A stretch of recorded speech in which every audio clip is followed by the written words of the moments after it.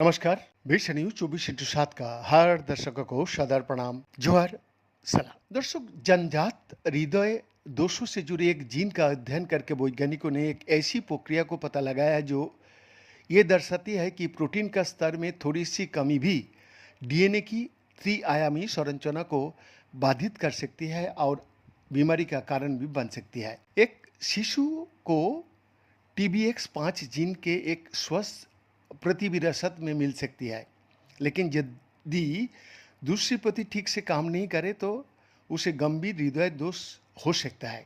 ये आनुवंशिक असंतुलन जन्मजात हृदय रोग का एक कारण बन जाता है, जो सबसे आम जन्म दोष है और प्रतिवर्ष जन्म लेने वाली लगभग 100 शिशुओं में से एक को ये बीमारी प्रभावित करता है। दर्शक, एक दोषपूर्ण प्रतिलिपि हृदय निर्माण को इतने गंभीर रूप से बाधित क्यों कर सकती है, ये अभी तक एक अनसुलझी व्याख्या बनी हुई है। कार्यशील प्रतिलिपि TBX5 प्रोटीन का उत्पादन जारी रखती है, फिर भी सामान्य मात्रा में आधा हिस्सा भी उस समय पर्याप्त नहीं होता। ग्लेडस्टोन इंस्टीट्यूट के शोधकर्ताओं ने अब इसका एक संभावित कारण खोज निकाला है।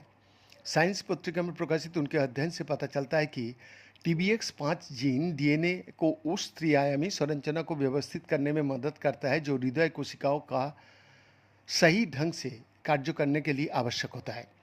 इस जीन की केवल एक प्रति को नष्ट होने से ही ये संरचना अस्थिर हो जाती है और कई अन्य जीनों का उपयोग का तरीका बदल जाता है। इन निष्कर्षों से हेल्पो इन एफिशिएंसी की एक नई व्याख्या मिलती है, जहां ये एक ऐसी स्थिति है जिसमें जीन की एक कार्यमत तक प्रति सामान्य विकास के लिए पर्याप्त प्रोटीन का उत्पादन नहीं कर पाती। दोस्तों, Gladstone institute of cardiovascular disease के निर्देशक और इस अध्ययन के वरिष्ठ लेखक डॉक्टर बेनेइट ब्रूनी कहता है, TBX5 इन जीनों की व्यापक वर्ग का सिर्फ एक उदाहरण है जो जन्मजात विकारों के कारण बनता है, और जब उनकी केवल एक प्रति नष्ट हो जाती है तब। हमारे ये निष्कर्ष का सबसे रोमांचक बात यह है कि ये बताता है कि कई अलग अलग जन्मजात विकार एक ही कारण से हो सकती है, जहाँ कोशिका का त्रिआयामी निर्देश पुस्तिका बस गलत तरीका से मुड़ जाती है।